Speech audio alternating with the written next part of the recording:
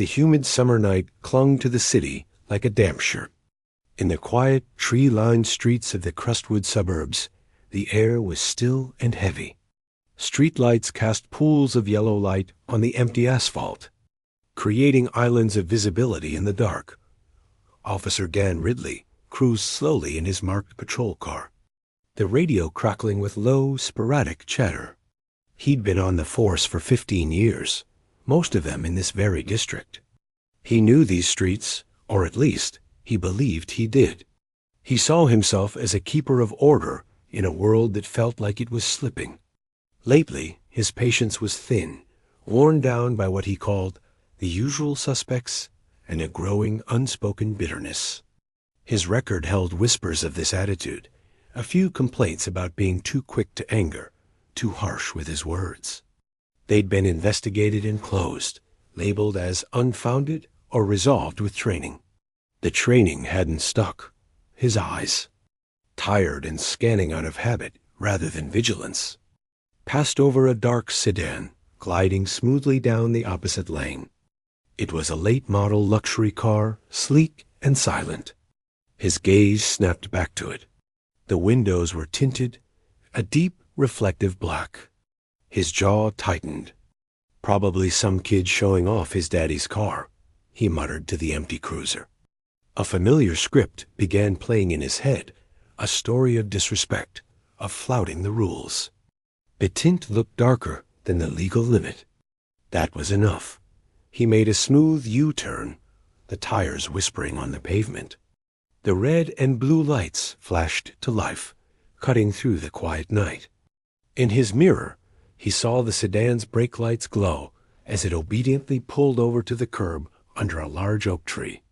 Its branches swallowing some of the light from the street lamp above Dot inside the car, Avery Cole let out a small, tired sigh. She was driving home after a long late dinner with an old college friend. The conversation had been good, a welcome break from the intense focus of her work. Her body ached for her own bed. She saw the police lights in her mirror and felt a different kind of tension, one she knew well but never got used to. It was a tightening in her stomach, a heightened awareness. She checked her speed. She hadn't been speeding and guided the car to a perfect stop. She put the gear in park, rolled down her driver's side window, and placed both hands on top of the steering wheel, clear and visible.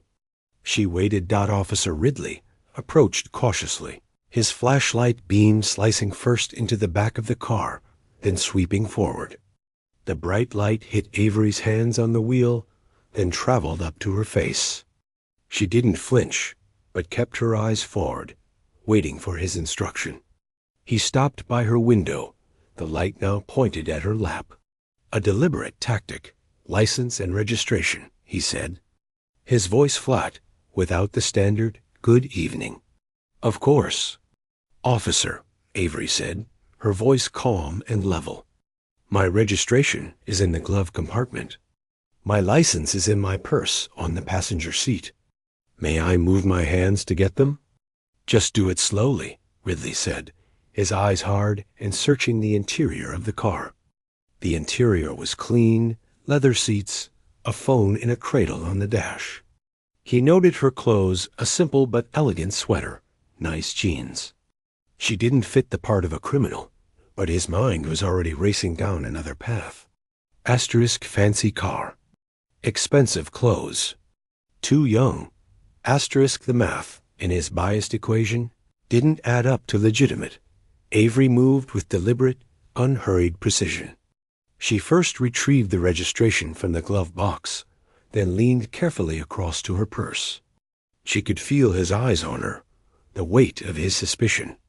She handed both documents out the window. Ridley took them, shining his flashlight on the papers. The registration was in her name. The address was in a very good part of the city. This information, instead of settling him, seemed to agitate him further. It challenged his assumption. This your car? He asked, a blunt edge to his question. Yes, it is, Avery replied. What do you do for a living, ma'am? The ma'am was laced with skepticism. I'm a federal agent, Avery said plainly. It was a fact, not a boast. She had learned early that stating it clearly could sometimes diffuse a situation, or, unfortunately, escalate it. Ridley's posture stiffened. A federal agent? His mind rejected it. The image in his head of a federal agent did not look like this woman. Mistrust curdled into something darker. He saw it as a lie, a desperate bluff. Is that right? He said, a faint, disbelieving smirk touching his lips. What agency? The Federal Bureau of Investigation, Avery said. She kept her hands in plain sight on her lap now, waiting for the next step. She could see the conflict on his face, the struggle between procedure and prejudice. Step out of the vehicle for me, Ridley commanded suddenly, taking a step back from the door. This was the moment. Avery knew the drill, both from her training and from life. Officer, she said, keeping her voice utterly calm, a rock in a turbulent stream. I am legally carrying my service weapon. It is holstered on my right hip. I need you to be aware of that before I exit. For a fraction of a second, there was silence. Then, Officer Ridley's world narrowed to a single terrifying point. A weapon. His bias, his disbelief of her story, and the mention of a gun collided in a catastrophic rush of adrenaline. All he heard, weapon. All he saw was a person he had already decided was lying, now declaring she was armed. Don't move. He barked, his voice rising sharply, losing all professional control. His hand went to his own holster. Show me your hands. Get your hands where I can see them. Avery, still seated, began to raise her open hands slowly. My hands are empty, officer. I am complying. But Ridley was not listening. He was trapped in the story he had written from the moment he saw the tinted windows. The narrative was complete in his head. Imposter, criminal, armed, and dangerous. He saw her body turn slightly, a natural motion as she prepared to open the door and exit. In his panic, it was a reach for a gun. Don't reach for it. He screamed, the words tearing from his throat. The quiet suburban street vanished. There was only the window, the shadowy interior of the car, and the perceived threat. Avery opened her mouth to speak, to say, I'm not reaching, but the words were swallowed by the deafening. Close-quarter thunder of gunfire. .1, .2, .3. The world exploded into sound and shattered glass. The sound was not like in the movies. It was a brutal, physical punch of noise that seemed to suck all the air out of the space between the car and the street. The first bullet spiderwebbed the driver's side window, a millisecond before it passed through, a shard of hot glass nicking Avery's temple with a sharp, stinging hiss. Her body knew before her mind did. A lifetime of training, of scenarios in sterile gyms and on gritty ranges, took over. The human part of her wanted to scream, to look at the wound, to freeze in sheer terror. The agent part of her acted as the second and third shots roared. She felt a massive, blunt impact slam into the center of her chest, knocking the wind from her lungs. Her vest. The third bullet seared a line of fire across her upper arm. In the chaotic, slowed-down reality of the moment, her brain processed it all. The glass, the punch to the chest, the burn on her arm. Alive, wounded, not incapacitated. To move was to risk another volley. To show she was still a conscious threat was to die. With a guttural gasp that was part shock, part performed agony, she let her body go limp. Her head lolled forward, her hands, which had been raised in surrender, fell lifelessly into her lap. She allowed her eyes to close to slits, keeping the streetlight and the silhouette of the officer as a blurry smudge in her vision. She forced her breathing to become shallow, ragged. Outside the car, Officer Ridley stood frozen, his service weapon still extended, a faint wisp of smoke curling from the barrel. The ringing in his ears was a high-pitched shriek, muting the world. The smell of cordite, sharp and acrid, filled his nostrils. He saw the woman slumped over, not moving. A terrifying silence rushed back in, louder than the gunshots. Shots fired. His own voice sounded distant and strange as he yelled into the radio clipped to his shoulder. The words were a trained reflex. Officer needs assistance. Suspect down. He gave his location, his voice cracking. He approached the car slowly, his gun still trained on Avery's motionless form. His heart hammered against his ribs like a frantic animal. His mind was a storm of fractured thoughts. Asterisk, she had a gun. She was reaching. I had no choice. Asterisk, he peered through the shattered window. He saw the woman, head down, a dark trickle of blood from her hairline. He didn't see a weapon in her hands or on her lap. A cold knot began to form in his gut. Avery listened. She heard his ragged breathing, the crunch of his boots on the glass-littered pavement. She heard the tremor in his voice over the radio. She focused on the pain, the throbbing in her head, the burn on her arm, the deep ache in her chest where the vest had absorbed the bullet. She used the pain to stay present, to fight the shock that wanted to pull her under. She needed to be a witness to her own shooting dot in the distance. The first whoop of a siren pierced the night. Then another. They were coming fast. Ridley heard them too. The approaching sirens were both a relief and a terror. Help was coming. Witnesses were coming. Supervisors were coming. His training re-engaged, clumsily. Don't move. He shouted at Avery's still body, the command pointless. He yanked open the car door, the metal groaning in protest. The door opening shifted Avery's weight slightly. She remained limp, a dead weight. Ridley's hands, now shaking visibly, patted her sides, looking for the weapon she had declared. His fingers found the hard polymer holster on her right hip, clipped securely to her belt. He unsnapped it and pulled the gun free. It was a standard-issue FBI sidearm. He stared at it in his hand under the streetlight. The reality of it, the official look of it, sent a fresh wave of nausea through him. He stepped back, placing the weapon on the roof of her car. The sirens were deafening now. Blue, red, and white lights strobed through the trees, painting the scene in a frantic, dizzying disco of emergency. Two patrol cars skidded to a stop, blocking the road. Doors flew open. Young officers, their faces tight with adrenaline, took up positions behind their doors, weapons drawn. They saw their fellow officer standing by a shot-up car, a body inside, a gun on the roof. Ridley, talk to me. One of them yelled. Armed suspect. Ridley called back, the script falling from his lips. Announced a weapon, made a furtive movement. I fired. She's down. Guns on the roof. The officers advanced, their training pushing them forward. One covered while the other moved to the open car door. This officer, younger, with a clean-cut face, shone his flashlight into the car.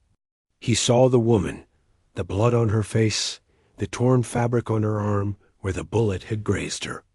He also saw the sleek, professional holster on her hip, now empty.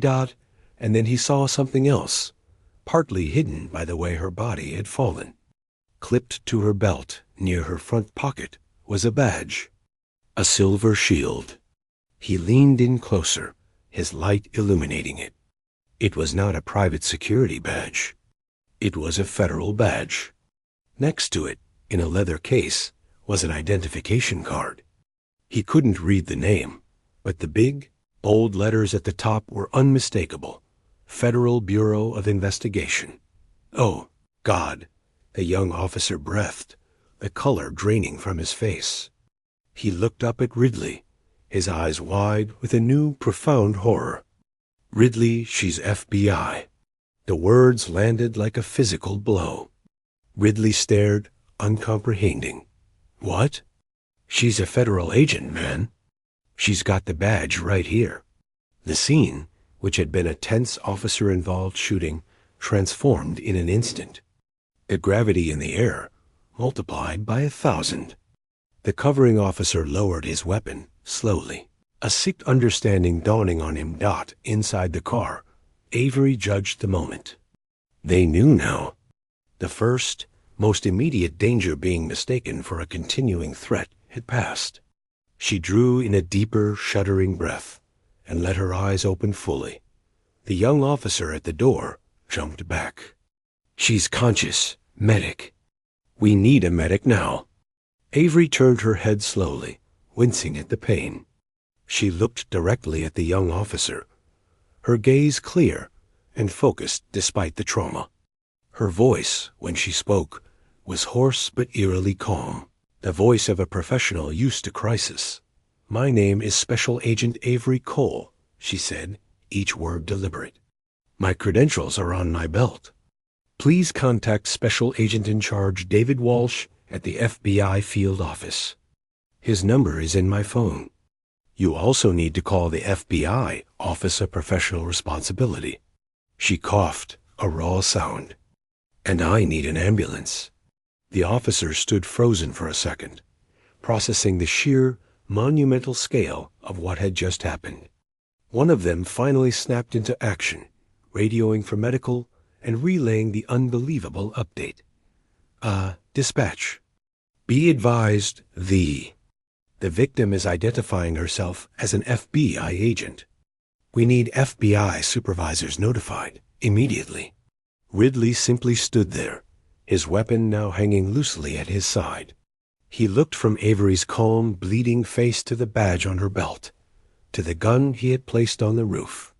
The story he had built in his head, the suspicious driver, the liar, the threat, shattered into a million pieces, leaving only the horrifying, undeniable truth. He had shot a federal agent.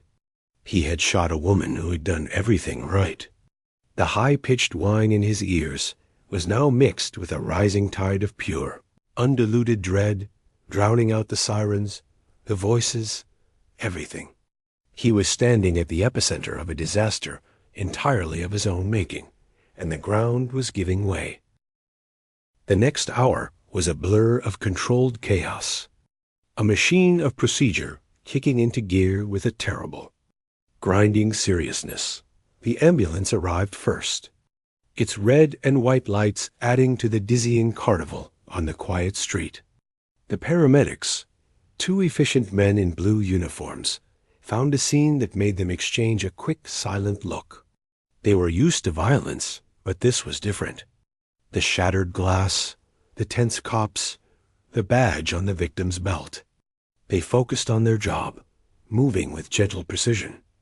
Avery, still in the driver's seat, cooperated as they checked her vitals. Her heart was racing, but strong. The bullet to the vest had left a shocking, plate-sized bruise already blooming on her chest, and it hurt to take a deep breath. The graze on her arm was a clean, angry line, and the cut on her temple was shallow, but bled a lot, matting her hair. As they carefully helped her onto a gurney, her eyes scanned the crowd of first responders. She saw Officer Ridley sitting on the curb a distance away, his head in his hands, being spoken to quietly by a sergeant. He looked small, hollowed out. "Agent Cole?" one of the paramedics said, securing a strap. "We're taking you to County General. Just try to relax." "I need my phone," she said, her voice still that unsettling calm. "Before we go, please."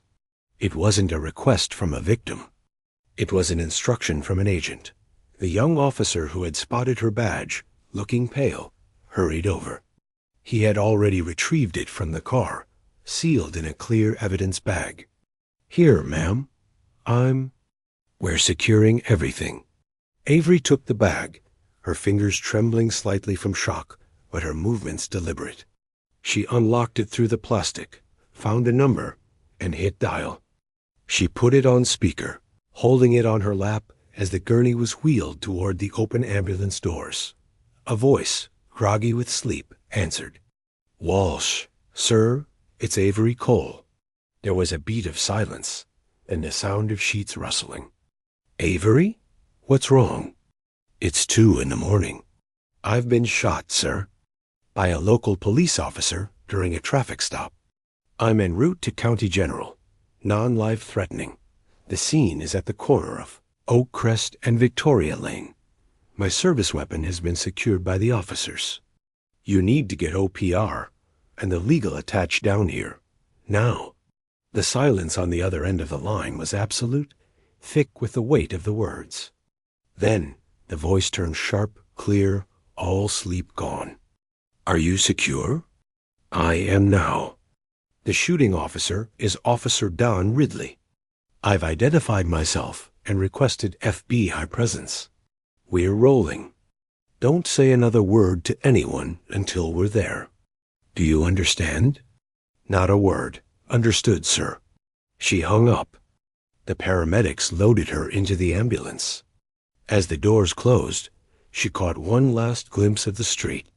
More official cars were pouring in now, not just local police, but unmarked sedans with flashing lights in the grills. Detectives. Internal affairs. The circus was just beginning. At the hospital, she was rushed into a trauma bay. The medical staff worked quickly, cutting away her sweater to reveal the dark, vicious bruise. They cleaned and stitched the cuts, took x-rays of her ribs, and monitored her for concussion. The pain was a constant throbbing presence, but it was secondary. Her mind was working, replaying every second, the tone of his voice, the command to step out the moment she mentioned her weapon, the explosion of sound. A nurse was checking her blood pressure when the curtain to the bay was pulled aside. 2 men in dark suits stood there. They looked tired but alert, their eyes taking in everything. The older one, with a close-cropped gray beard, flashed a badge at the nurse. "FBI, we need a moment with our agent." The room cleared. The man with the beard was David Walsh, her boss. The other was from the Office of Professional Responsibility, the FBI's internal watchdog. His name was Carter, and his face was like granite. Walsh pulled a chair close to the bed. For a moment, he didn't speak, just looked at her, the stitches, the bandages, the bruise. His jaw was tight. "Tell me everything," he said quietly, "from the moment you got in the car to go home." And she did? She left nothing out, including the feeling in her gut when she saw the lights. The dismissive look on the officer's face when she handed him her license. The palpable shift in the air when she said she was an agent. She described the shouted, contradictory commands, the decision to play dead. She was a perfect witness, her training overriding her trauma to provide a clear, chronological report. When she finished, Carter, the OPR agent, spoke for the first time. His voice was low and even. "Did you at any point reach for your weapon or make a motion that could be construed as reaching for it?" "No," Avery said firmly. "My hands were on the steering wheel, then in my lap in plain view. When he told me to step out, I verbally informed him of my firearm before moving. My intention was to slowly open the door with my left hand, keeping my right hand visible. I never got that far." Walsh nodded, his face grim. "We've already impounded the dash and body camera footage from the local PD. They're scrambling. The chief is having a heart attack. This is." He trailed off, the implications too vast to say. Back at the scene, the scrambling was an understatement. The local police chief had arrived, his face ashen. The street was now a forest of police tape and official vehicles. Crime scene technicians in white jumpsuits moved like ghosts, photographing every angle, measuring distances, collecting the shell casings that glittered under their lights like cruel confetti. The most critical evidence was the video. In the back of an unmarked intelligence van, Walsh, Carter, and the police chief huddled around a laptop. The chief had insisted on seeing it first. He pressed play on the body cam footage. The video was stark, high definition, and damning. They heard Ridley's flat, disrespectful tone. They saw Avery's calm compliance, her hands always visible. They heard her clear, professional warning. "I am legally carrying my service weapon." They saw Ridley's posture change, his voice rise in panic. They heard the shouted, impossible commands. "Don't move. Show me your hands. Get out." Commands that made no sense together. They saw Avery start to turn, a natural movement to open the door. Her right hand still empty and in sight near the door handle dot, and then they saw Ridley's arm come up, and the camera jerked with the recoil of the shots. The chief winced at the sound, his eyes glued to the screen as the figure in the car slumped. The silence in the van was heavy enough to crush them all. The chief slowly took off his glasses and rubbed his eyes. There was no ambiguity here, no split-second decision that could be argued as reasonable. It was a cascade of bias, panic, and catastrophic failure. "He's finished," the chief said, his voice hollow. "And we have a nightmare on our hands." By dawn, the story was no longer containable. Cops talk, FBI agents talk, nurses talk. The first news alert was a simple, shocking banner on local TV. OFF duty, FBI agent shot by police during traffic stop. Within an hour, it was national news. The narrative was irresistible. The very people sworn to uphold the law, turning their weapons on one of their own from a federal agency. The questions were immediate and furious.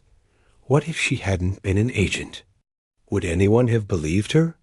Would the officer's story have stood? Avery, in her hospital room, watched the sun come up. The pain medication was making her fuzzy, but her thoughts were clear. She looked at the bandages on her arm, the 4 in her hand. She thought of the fear she'd felt, a fear she knew was a common, daily reality for so many people who looked like her, but without the shield of a badge to back them up. Her privilege was a grim metallic taste in her mouth. She had survived not just because of her training, but because of her title. The truth of that was a heavier weight than any of her injuries. The real battle, she knew, was just beginning. The weeks that followed were a slow, grinding march through the machinery of justice. It was a process that felt less like a search for truth. The truth was already there, captured in high-definition video, and more like the construction of a dam against a coming flood. Avery was released from the hospital after 2 days, her body a map of healing wounds. The cut on her temple became a thin, pink line. The bruise on her chest faded from violent purple to a sickly yellow-green. The burn on her arms scabbed over. The physical pain became manageable, a dull background ache. The other pain, the kind that sat in the pit of her stomach, was harder to treat. She was placed on administrative leave, standard procedure for an officer-involved shooting.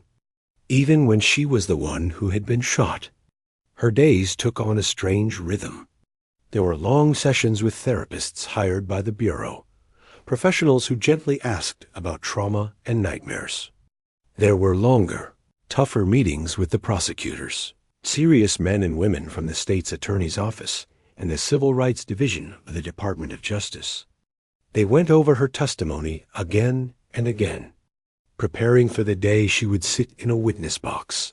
"Walk us through the officer's tone when you handed him your license," a federal prosecutor would say, her eyes sharp behind her glasses. "It was dismissive," Avery would repeat, like he'd already decided the documents were fake. There was no ma'am, no professional courtesy. It was just suspicion. They would watch the body cam footage together, pausing, rewinding. They pointed out how Ridley's body language closed off the moment she said she was an agent. They noted how his commands became frantic, illogical. He created the crisis, the lead attorney, a seasoned man named Griffith, would say not to Avery, but to his team, as if piecing together a puzzle. He escalated a routine stop into a deadly confrontation based on his own assumptions. That was the word they used most. Assumptions. Bias was a harder thing to prove in a courtroom, but a pattern of assumptions could be laid out like a trail of BREADCRUMBS. Meanwhile, on the other side, Dan Ridley's life had collapsed entirely. He was suspended without pay and formally charged. The charges were severe: attempted voluntary manslaughter, assault with a deadly weapon, and deprivation of rights under color of law federal civil rights charge that carried immense weight. His defense team, a pair of lawyers known for representing police officers, went to work. Their strategy was the only one they had: the split-second decision. They built their case around the terrifying, pressurized moment of policing. They found experts who would talk about action versus reaction, about how an officer's brain works when they perceive a threat. They argued that Avery mentioning her weapon, then turning her body, constituted a furtive movement that any reasonable officer, given the dangerous nature of the job, could have interpreted as a lethal threat. They tried to paint Ridley as a good cop who made a tragic, human error in a job where errors are fatal. The trial began on a crisp autumn morning. The courtroom was packed. News artists sketched furiously in the front row. Avery entered not through the main crowd, but through a side door, flanked by her FBI colleagues. She wore a simple, dark suit, her posture straight. She avoided looking at the defense table, where Ridley sat in an ill-fitting suit, looking thinner and older than he had that night. He never looked up. The prosecution's case was methodical and devastating. They started with the forensic technicians, who laid out the bullet trajectories, proving Avery was angled away from Ridley, not toward him.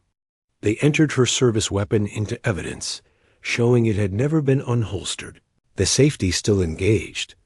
Then they called the witnesses from the scene. The young officer who had first seen her badge took the stand. He described finding her credentials, his voice still carrying a hint of that night's shock. "When I saw it was the FBI," he said, glancing at the jury, I knew. I knew everything had changed, but the heart of the case was the video. The prosecutors played it on a large screen for the jury. Not once, but 3 times. First at normal speed, the shocking, chaotic eruption of violence. Then in slow motion, frame by frame, so the jury could see every detail. Avery's calm hands, Ridley's escalating panic, the way Avery's body was turning to exit, not to attack.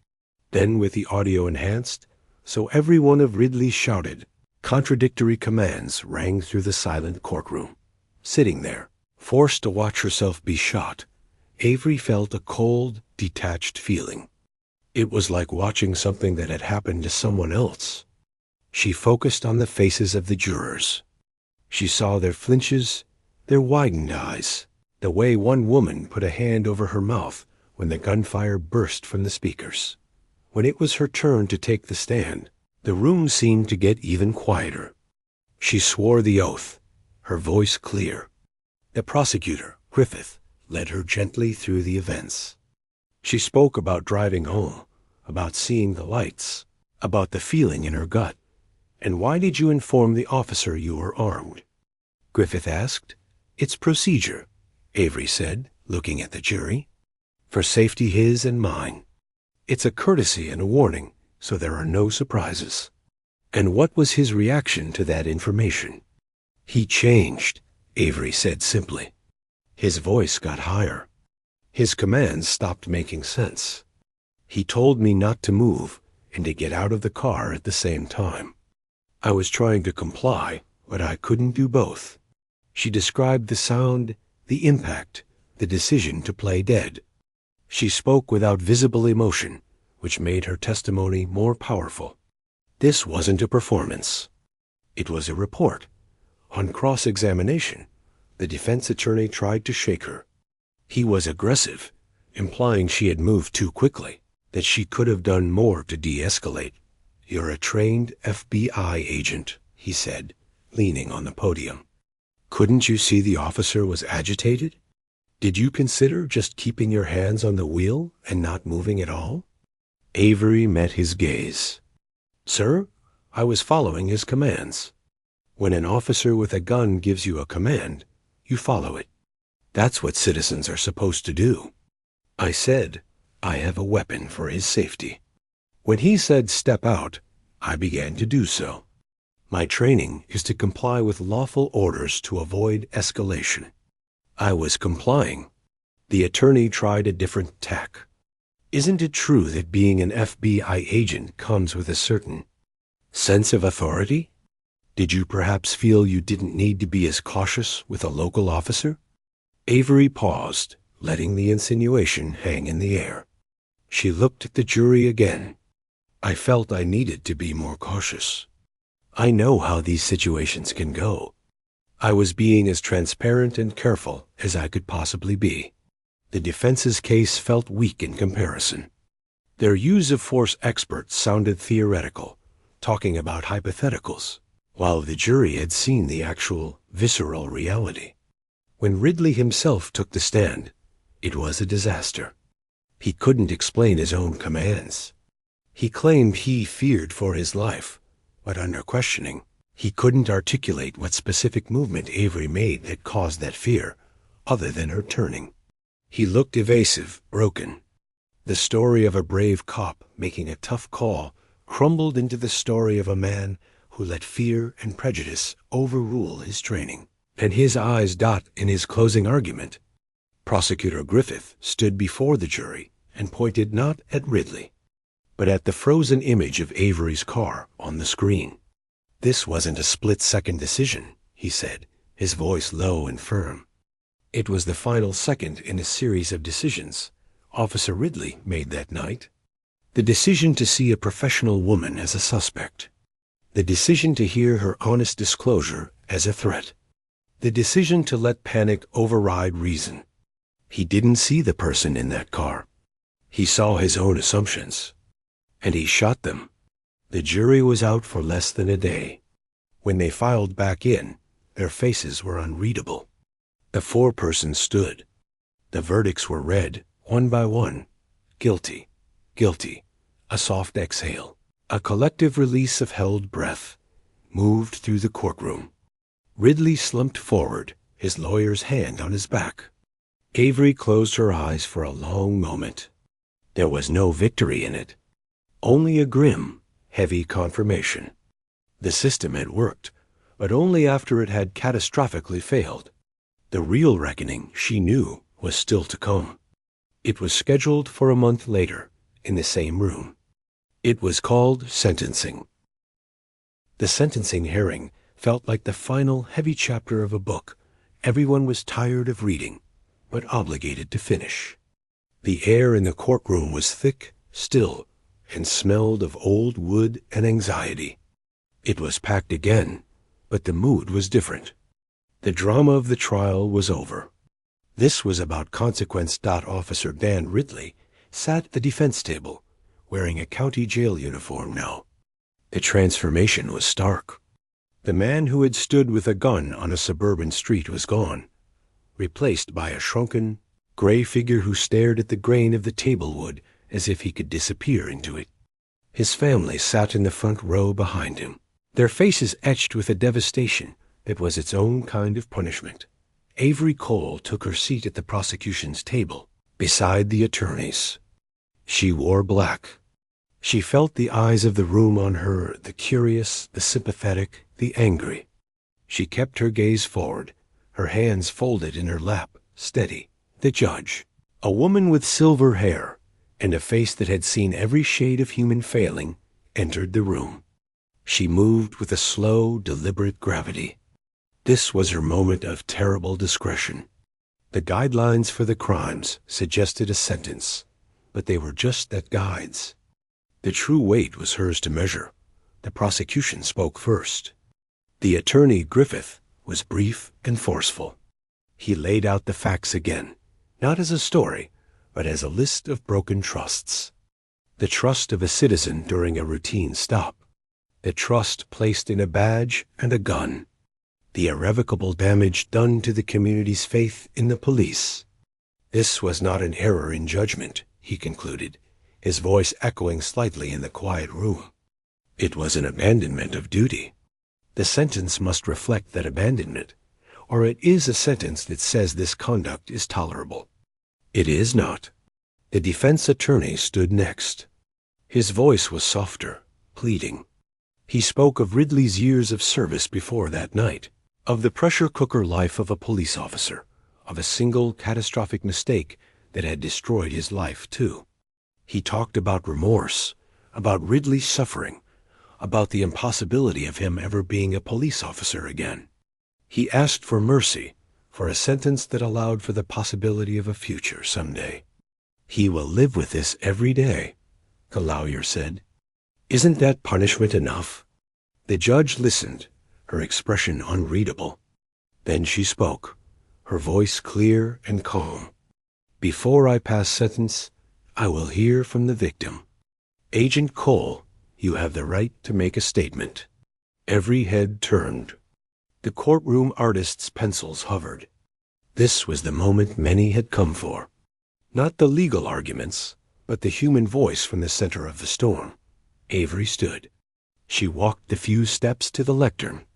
She adjusted the microphone, the small squeak of feedback loud in the silence.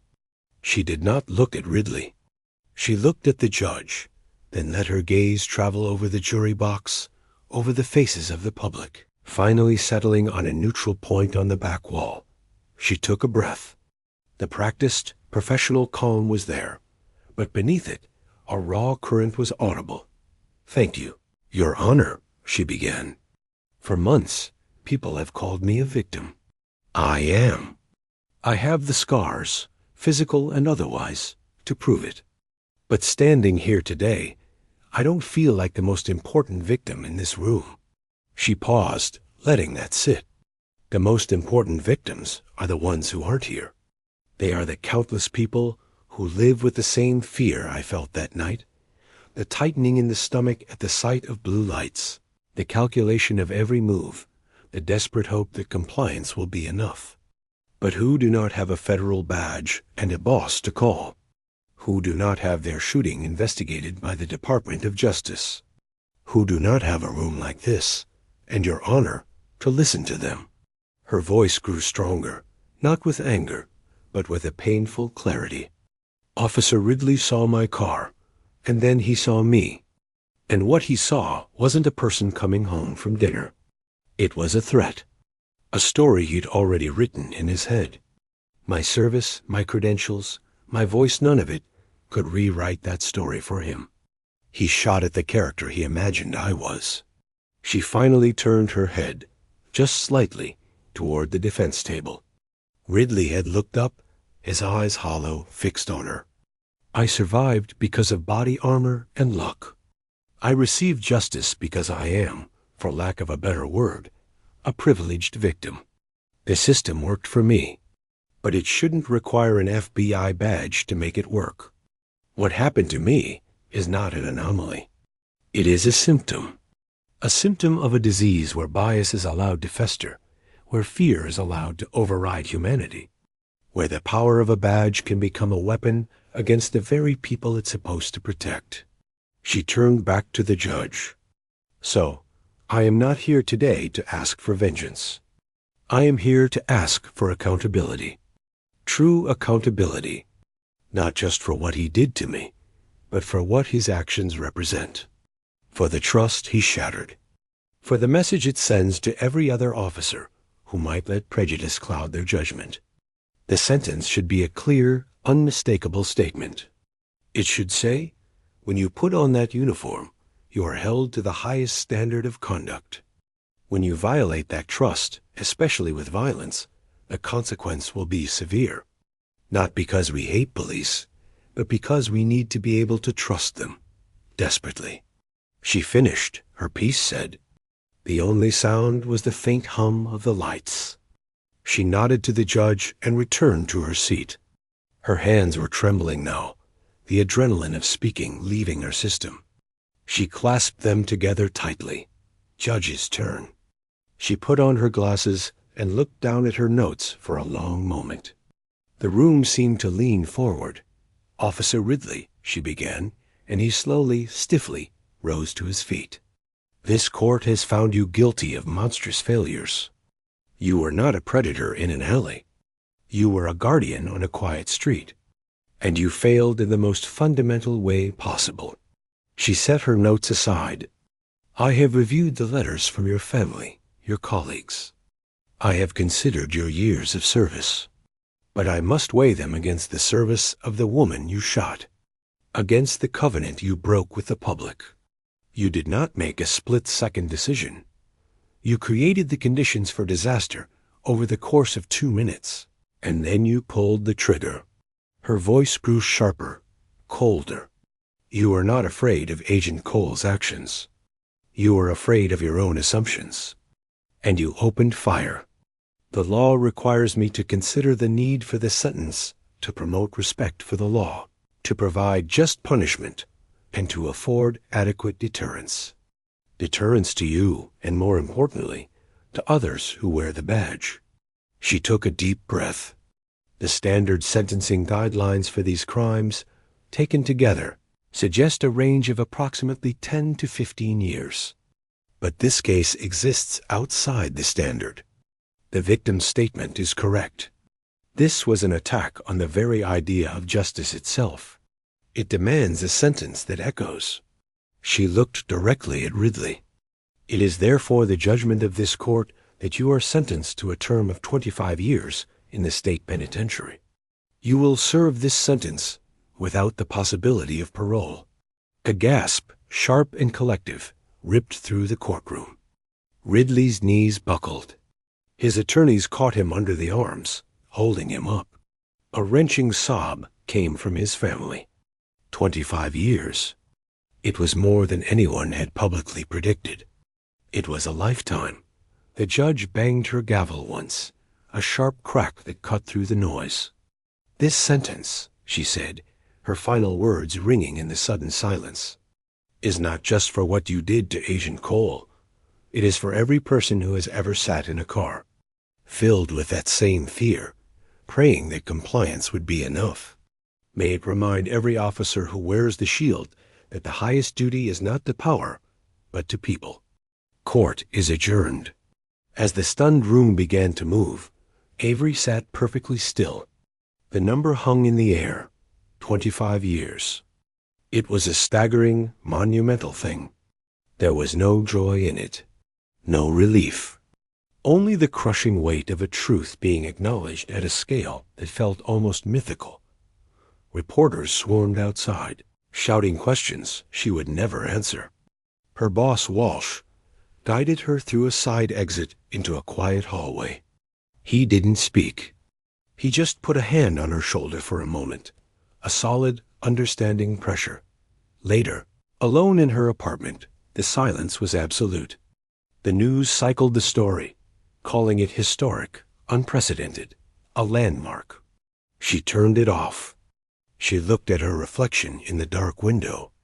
The thin scar on her temple was visible. She thought of the sentence, of the closed courtroom, of the man being taken to a cage for decades. Justice had been served, with a severity that would be debated for years. But as she stood in the quiet, she knew the work wasn't done. Her case had a conclusion. The symptom had been addressed, fiercely. The disease, however, was still out there, in the quiet streets, in the quickening pulses, in the stories written in minds before a word is even spoken.